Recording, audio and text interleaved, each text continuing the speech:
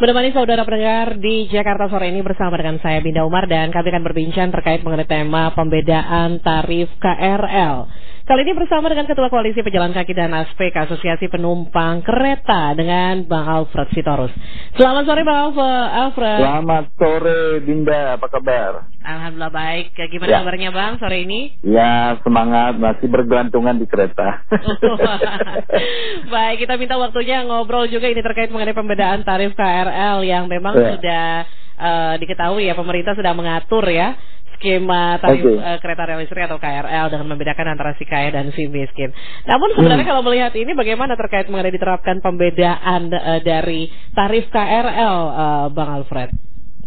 Iya, sebenarnya gini, yang pertama yang perlu kita luruskan adalah ini adanya komunikasi yang buruk ya yang disampaikan oleh Menteri Perhubungan dan juga dirjennya kepada masyarakat gitu ya terkait dengan pembedaan tarif yang akan direncanakan mau diberlakukan oleh pemerintah yang dimana operatornya itu kan PT KAI dan KCI gitu ya. Jadi sebenarnya gini, ini akan membuat satu pemisah ya di 1,2 juta penumpang setiap harinya di KRL gitu ya. Jadi kita akan melihat bahwa di dalam satu rumah pun nanti akan ada pembedaan antara abang adik yang dia grade gajinya berbeda, itu akan membedakan dia naik satu strata ekonomi yang berbeda di dalam satu rumah tangga gitu. Jadi sebenarnya di dalam sistem transportasi perkotaan yang namanya seamless facility ya, seamless mobility itu seharusnya itu diadopsi gitu ya, kecuali angkutan umum berbasis jarak jauh itu memang dikasih pilihan. Ya, Anda harus menggunakan eksekutif, bisnis, atau ekonomi. Itu kan ada. Tapi kan ini Jakarta dengan aglomerasinya seharusnya ya dengan ketentuan bahwa KRL itu kan jarak jangkauannya itu kan sebenarnya 65 km gitu ya. Jadi seharusnya yang perlu dikejar oleh pemerintah, Dirjen KA atau Kementerian Perhubungan dengan PT KAI gitu ya, yaitu adalah load-nya dulu kan gitu. Iya. Load faktornya dulu yang didahulukan, bukan bicara antara tarif si miskin dan si kaya. Padahal ya ini ada satu komunikasi yang sesat menurut kami di Koalisi Pejalan Kaki dan juga ASPK ketika bicara tarif si kaya dan si miskin gitu ya, adalah bahwa yang namanya menggunakan angkutan umum itu siapapun itu wajib disubsidi gitu ya, dikasih PSO, Public Service Obligasi. Kenapa? Karena dia itu adalah mereka-mereka yang menggunakan angkutan umum ini kan pejuang lingkungan kan gitu. Mereka tidak mengeluarkan emisi, tidak berpolusi ya, dan tidak juga membebani 71 triliun kemacetan di Jabodetabek, dan juga mereka bukan orang yang membuat rugi negara sekitar 51,2 triliun akibat pencemaran udara di Jakarta dan sekitarnya gitu ya. Harusnya bicara subsidi silang itu bukan bicara antar penumpang, tapi bicaranya orang yang mencemari, nanti yang tidak mencemari diberikan insentif lebih ya dengan menggunakan angkutan umum. Sebenarnya bicara subsidi cross subsidi itu kan sebenarnya itu gitu ya. Jadi diberikan kepada orang yang memang tidak melakukan apa yang memang menjadi beban negara kan sebenarnya gitu. Jadi itulah sebenarnya ketika ini ada komunikasi yang buruk yang dilakukan oleh Pak Menteri gitu ya, dan juga dirjennya ke bawah-bawahnya, sebenarnya sudah kami berharap Pak Presiden juga bisa memberikan teguran ya. Jangan sampai komunikasinya ini buruk, disampaikan saja ke humasnya gitu ya, atau PR-nya dinas Kementerian Perhubungan supaya bisa komunikasi lebih arif seperti ini, supaya tidak menjadi pro kontra di publiknya nanti gitu ya. Kalau memang Kementerian Perhubungan mau mengkehendaki yang namanya kenaikan tarif untuk KRL, silakan saja dibikin kajian ATP WTP-nya gitu ya. Dan jangan lagi bicara orang kaya nggak perlu disubsidi kalau menggunakan naik angkutan umum gitu ya. Padahal polanya push and pull strategi itu kan bagaimana melihat orang menggunakan angkutan umum, tapi tidak lagi melihat orang kaya selalu duduk nyaman di atas kendaraan pribadinya. Kan sebenarnya itu yang mau dikejar setiap kota-kota negara besar gitu ya, untuk melihat bahwa semua orang bisa mengakses angkutan umum itu, yang memang di mana-mana kita sama-sama bisa merasakan seperti apa menggunakan angkutan umum yang aman, ramah, dan juga aksesnya dan juga travel time-nya itu tepat gitu loh. Kan yang penting kan itu gitu. Jadi jangan karena murah terus travel time-nya nggak tepat gitu. Jadi itu yang sebenarnya diurus dulu oleh pemerintah, bicara bagaimana kita menggunakan angkutan umum, Binda, yang memang tidak telat, waktu tempuhnya lambat dan yang lain-lain. Sebenarnya yang perlu diurus itu. Jadi bicara tiket dan lain, jangan ada bahasa dari pemerintah bahwa subsidi angkutan umum itu sangat membebani negara. Padahal subsidi BBM kita itu 500 triliunan gitu ya. Padahal itu kan cuma dibakar gitu ya. Jadi seharusnya itu yang perlu kita lihat dari sisi para pengguna angkutan umum gitu, Binda. Ya, artinya sebenarnya kalau memang ini lebih mengacu kepada kenaikan tarif tidak masalah begitu ya, karena kalau dengan perbedaan tarif ini polemik pasti akan terjadi di masyarakat pengguna KRL begitu ya, Bang.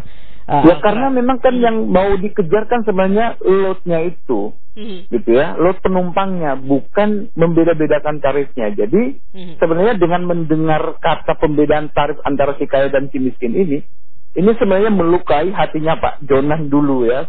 Sebagai menteri pertama yang bilang bahwa kita samakan semua tarif di Jabodetabek ini untuk KRL supaya orang bisa menikmati hal yang sama gitu. Urusannya nanti subsidi itu kan DPR RI kan yang memberikan subsidinya gitu ya. Jadi ya tinggal pemerintah eksekutif itu melaksanakan. Jadi ya sebenarnya si para penumpang KRL ini gitu ya, sebenarnya ya tinggal bilang saja ke DPR-nya untuk meminta subsidinya berapa banyak. Dan kalau pemerintah masih nggak bisa komunikasi dengan DPR RI, ngomong ke masyarakatnya agar ngomong ke wakil rakyatnya untuk mendapatkan subsidi lebih kalau memang dirasa subsidinya kurang. Dan jangan juga disampaikan ini jadi beban negara gitu.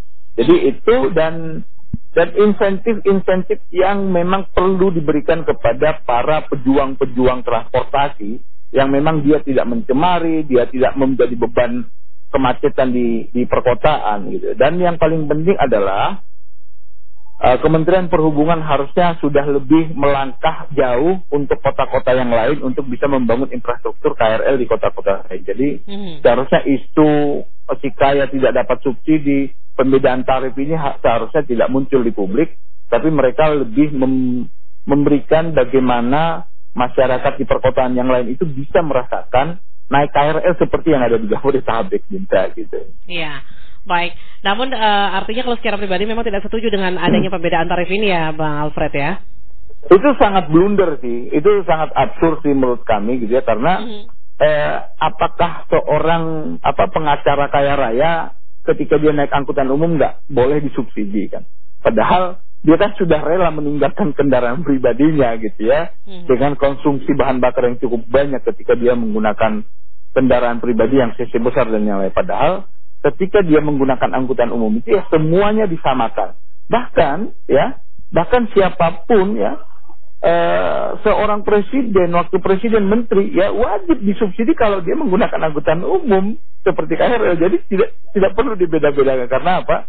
Semua orang merasakan hal yang sama ketika mereka menggunakan angkutan umum yang mereka tidak membebani jalan raya dan mereka tidak membuat polusi, mereka tidak mencemari udara di kotanya masing-masing. Jadi sebenarnya itu kalau mau melihat secara utuh bagaimana sistem transportasi di perkotaan kalau kita mengacu ke beberapa kota-kota yang memberikan layanan transportasi publiknya ke masyarakatnya. Bahkan di kota-kota lain ada juga yang sampai ngasih gratis kan gitu, disubsidi benar-benar sampai. Tapi kan kalau kita melihat di sini, ini kan kita mengajari orang supaya lebih tertib, Binda ya. Jadi orang datang masuk ke kereta, setting dan yang lain itu kan bagian dari edukasi untuk membuat orang tertib, disiplin gitu. Jadi hal-hal seperti itu. Dan juga kita mengajarkan ke anak-anak semenjak dini bagaimana caranya membeli tiket, setting yang benar, out yang benar, ya tidak membuang sampah di peron, di kereta dan itu bagian dari edukasi. Jadi ini sebenarnya jangan sampai karena dengan gaya komunikasi yang buruk ini akhirnya orang bisa berpindah ke kendaraan pribadinya, baik itu ke roda 2 ataupun roda 4 gitu. Iya. Begitu. Baik, walaupun memang ini masih dalam pengkajian, artinya kita akan melihat juga nanti akan seperti apa begitu ya. Betul. Karena betul, di masyarakat pun ini sudah terjadi polemik terkait pembedaan itu ya Bang Alfred. Betul, bahkan udah kubu-kubuan nih ya. Jadi ada yang kubu setuju, ada yang tidak. Jadi harusnya ini kajiannya benar-benar dan disampaikan kepada masyarakat, dan partisipatori masyarakat harus dilibatkan Dinda. Jangan sampai hanya dijadikan objek gitu ya, akhirnya sudah naiknya tarif dan yang lain-lain. Jadi itu seharusnya masyarakatnya juga para pengguna KRL ya, kereta komuter dan yang lain, itu harusnya dilibatkan sebenarnya seperti apa pada saat kajian ATP WTP-nya, willingness to pay dan ability to pay-nya, untuk bicara bagaimana kesanggupan orang untuk bisa membayar tiket dan yang lain-lain. Gitu. Baik, kita akan lihat nanti seperti apa Bang Alfred. Namun terima kasih Bang Alfred waktunya untuk sama-sama Jakarta. Salam sehat selalu, selamat sampai di tempat tujuan ya Bang Alfred. Sama-sama. Selamat sore. Selamat sore. Demikian saudara pendengar Ketua Koalisi Pejalan Kaki dan ASPK Asosiasi Penumpang Kereta Bang Alfred Sitorus. Kami masih akan menghadirkan juga obrolan dengan narasumber lainnya, dan Anda juga boleh ikut berkomentar di WhatsApp Pro 1 Jakarta terkait mengenai pemerintah yang tengah mengatur skema tarif kereta rel listrik atau KRL dengan membedakan antara si kaya dengan si miskin. Hal ini dilakukan agar subsidi tarif KRL yang digelontorkan oleh pemerintah tepat sasaran bagi masyarakat yang membutuhkan. Namun kebijakan ini masih dikaji dan belum tahu kapan diimplementasikan. Apakah Anda setuju diterapkannya pembedaan tarif KRL? Sampaikan komentar Anda di WhatsApp Pro 1 Jakarta 081212344912 atau juga telepon di 0213440696 dan 3441499 serta sosial media Pro 1 Instagram di @RRI Pro 1 Jakarta.